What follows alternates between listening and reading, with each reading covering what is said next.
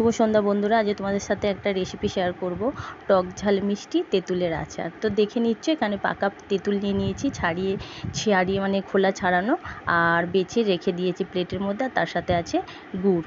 আর এইদিকে একটা মশলা রেডি করে নিচ্ছি, এর মধ্যে আছে ধনে, জিরে, শুকনো লঙ্কা, পাঁচফোড়ন দিয়ে একটা শুকনো খোলায় একটা মশলা করে নিচ্ছি আচারটা দেওয়ার জন্য। তো এটা আর শিলনোড়া বা মিক্সিতে দিলাম না, যেহেতু ভাজা তাড়াতাড়ি গুঁড়ো হয়ে যাবে, ওই জন্য ব্যালন চাকিতেই গুঁড়ো করে নিচ্ছি। তো এইদিকে মশলাটা রেডি করে নিচ্ছি, চলো। তারপর ওই কড়ার মধ্যেই গুড়টা দিয়ে এখন গলাতে দিয়েছি, মানে গুড়টা তো শক্ত পাটালি, সেটাকে গলিয়ে নিতে হবে। তো এই দেখো, এখন এই গুড়টা এরকম গলে আসছে, এবার গলতে থাকবে যত, তোমাকে খুন্তি দিয়ে নাড়তে হবে, নাহলে কিন্তু নিচে ধরে যাবে। আর গ্যাসটা একটু আস্তে করে দেবে।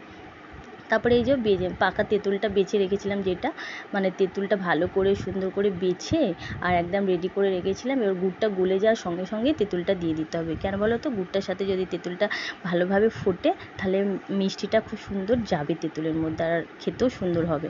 তারপরে এই দেখো, দিয়ে দেওয়ার পর আচারটা আমার পুরোপুরি রেডি। কি সুন্দর কালারটা এসেছে দেখে তো বন্ধুরা, খুব সুন্দর এসেছে। তারপরে চলো, এই আচারটা আমার রেডি হয়ে গেছে। এবার মানে গ্যাসটা আস্তেই করা আছে, এর মধ্যে এবার ভেজে রাখা আগে থেকে মশলা যেটা করে রেখেছি সেটা এবার দিয়ে নাড়াচাড়া করে নেবো। এই যে এই মশলাটা দিয়ে এখন একটু নাড়াচাড়া করে তারপরে চাপা দিয়ে দেবো। ঠান্ডা হয়ে যাওয়ার পর তারপরে বয়মে ঢালবো না, এখন একটু ঠান্ডা হয়ে যাওয়ার পর একটা বলে ঢেলে নেবো। তারপরে ওটাকে দুদিন রোদ খায়, তারপরে বয়মে ঢালবো। এই আচারটা তোমরা অনেক দিন স্টোর করে রাখতে পারবে, আর যত আচার যত মানে মজবে, মানে যত দিন যাবে তত বেশি টেস্ট হবে।